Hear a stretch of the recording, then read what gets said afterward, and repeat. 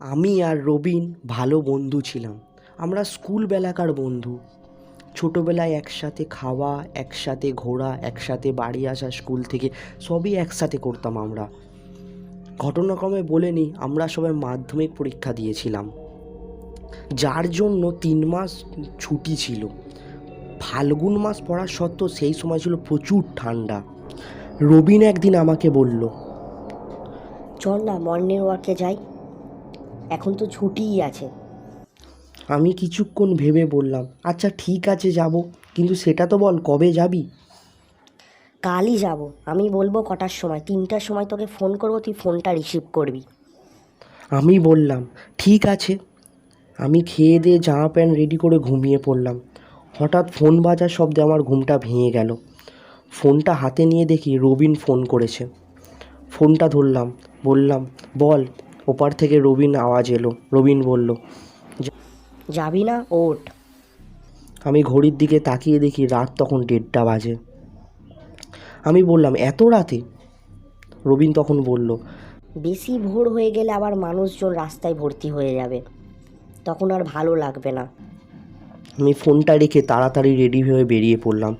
রাস্তা তখন পুরো শুনশান, শুধু ঝিঁঝির ডাক ছাড়া কিচ্ছু শোনা যাচ্ছে না। রবিন এলো আর আমরা বেরিয়ে পড়লাম। দুজনে ফোনে গান চালিয়ে হেডফোন লাগিয়ে নিলাম। আমরা আস্তে আস্তে দৌড়াতে লাগলাম। জ্যোৎস্না আলোতে রাস্তা পুরো পরিষ্কারই দেখা যাচ্ছিল। প্রায় আধ ঘন্টা হয়ে গেল।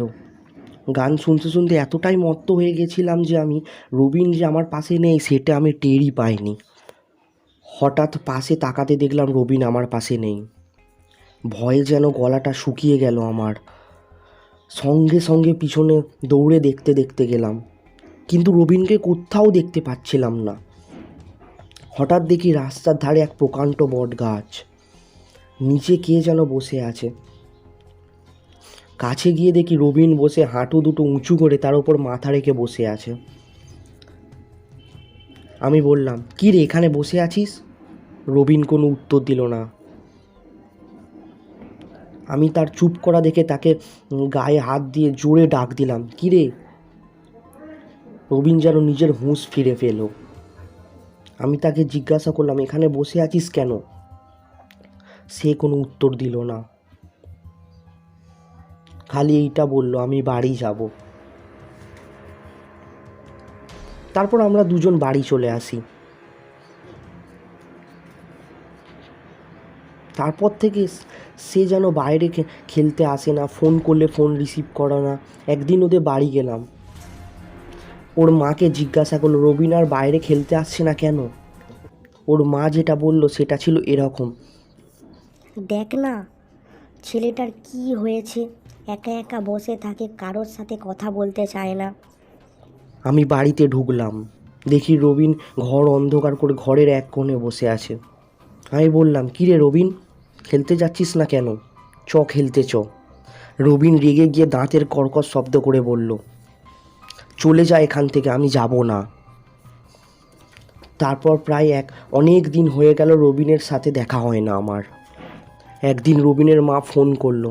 আমি ফোন ধরতে রবিনের মা বলল, প্রকাশ, আমি আর রবিনের বাবা রবিনের দাদুর বাড়ি যাচ্ছি 4 দিনের জন্য। এই 4 দিন তুই কি ওর কাছে থাকবি বাবা? আমি বললাম, ঠিক আছে কাকিমা। হ্যাঁ, আমারই নাম প্রকাশ রয়, আমি গল্পের পাঠক। যাই হোক, কাকিমা ফোনটা কেটে দিল। তাড়াতাড়ি খাওয়া দাওয়া সেরে রবিনের বাড়ি চলে গেলাম। রাত তখন 9টা বাজে। আমি বসে সুইচ টেপা ফোনটা গেম খেলছিলাম। কখন যে ঘুমিয়ে পড়লাম জানি না। হঠাৎ আমার ঘুমটা ভেঙে গেল। রাত তখন কটা বাজে ঠিক বলতে পারবো না।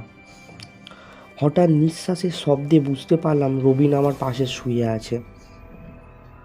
আমি ওর দিকে মাথাটা ঘোরাতে যা দেখলাম তা দেখে নিজেকে সামলাতে পারলাম না। আমি দেখলাম প্রায় 10-11 ফুটের একটা মানুষ শুয়ে আছে। সাধারণ মানুষ কখনো এরম হতে পারে না। তার হাত পা অনেক লম্বা। তা দেখে আমার চোখের সামনেটা ঝাপসা হয়ে গেল।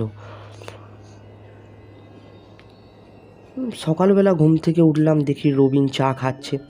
হঠাৎ সেই রাতের কথাগুলো সব মনে পড়ে গেল। মনে মনে ভাবলাম বোধহয় স্বপ্ন দেখেছি। আমি সেদিন বাড়ি চলে এলাম। দ্বিতীয় দিন যখন গেলাম, সেদিন সবই ঠিক ছিল। ঘটনাটা ঘটল তৃতীয় দিন। তৃতীয় দিন রবীন্দ্রের বাড়ি যখন এলাম, তখন বাজে রাত 10টা। আমি এতটাই ক্লান্ত ছিলাম যে সেদিন আমি ঘুমিয়ে পড়েছিলাম, তা খুব তাড়াতাড়ি। তখন রবিন সোফায় বসে ফোন দেখছিল। জানালা দিয়ে জ্যোৎস্না আলো আসছিল আমার মুখের ওপর পড়তেই ঘুমটা ভেঙে গেল। দেখি রবিন বাইরে বসে আছে। ওদের একটা বড় জাম গাছ ছিল উঠানে। সেই উঠানের জাম গাছের দিকে সে সমানে তাকিয়েছিল। জ্যোৎস্নার আলোতে স্পষ্ট তাকে দেখা যাচ্ছিল।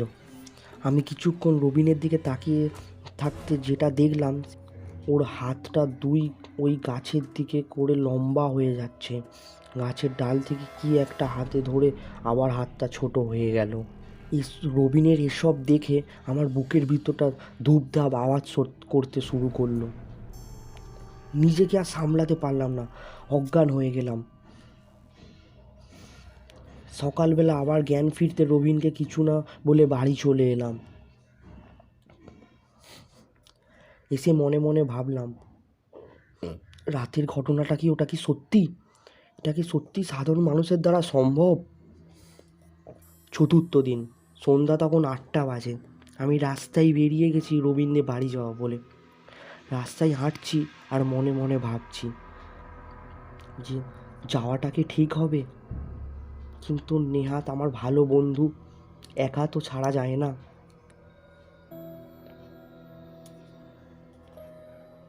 8:30 বাজে ওদের বাড়ি চলে গেলাম। দেখি রবিন নিচে বসে আছে। নিচে টাইলস বসানো ওদের। রবিনকে বললাম, কী রে, খাবি না কিছু? ও বলল, আমার শরীরটা খারাপ, খাবো না আমি শুয়ে পড়লাম। রবিনও আমার পাশে এসে শুয়ে পড়ল। আমি শুয়েছিলাম ঠিকই, কিন্তু আমার ভয়ে ঘুম ধরছিল না সারা রাত। প্রায় কয়েক ঘন্টা চোখ বন্ধ করে শুয়ে আছি, ঘুম ধরছিল না। তাই রবিনের দিকে মুখ করে শুলাম। চোখটা হালকা খুলতে দেখি রবিন জানালার দিকে মুখ করে বসে আছে। আমি ওকে ডাক দিলাম, কি রবিন, বসে আছিস কেন? ও কোনো উত্তর দিল না। আমার মনের ভিতরটা যেন খুব ভয় করতে লাগলো। আমিও বসে পড়লাম। ওর কাঁধে হাত দিয়ে ওকে ডাকতে গেলাম।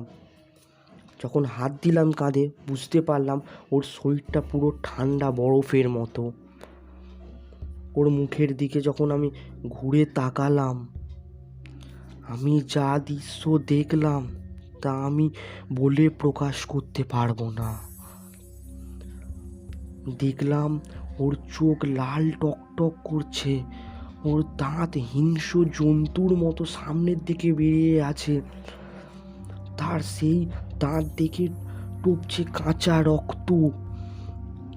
এই দেখে আমার আত্মা খাঁচা ছাড়ার উপায়। দৌড়ে বিছানা থেকে নেমে দরজাটা যাই হোক করে খুলে বাড়ি চলে গেলাম। তারপর প্রায় অনেক দিন কেটে গেছে। রবীন্দ্রের বাড়ি আর মুখদর্শন হই না আমি ভয়েতে। তারপর একদিন শুনলাম রবিন নাকি ঘুমের ঘরে মারা গেছে। শুনে আমার চোখটা জলে ভরে গেল। সেই ছোটবেলাকার বন্ধু, যার সাথে এত খেলা, যার সাথে এত কিছু, সে মারা গেছে। হঠাৎ পিছনে থেকে ডাকলো, কি রে, ইন্টারভিউ দিতে যাবি না? আমি নিজের হুঁশ থেকে বেরিয়ে এলাম। তারপর কেটে গেছে 8টা বছর। মাঝে মাঝে প্রিয় বন্ধুর স্মৃতিচারণ।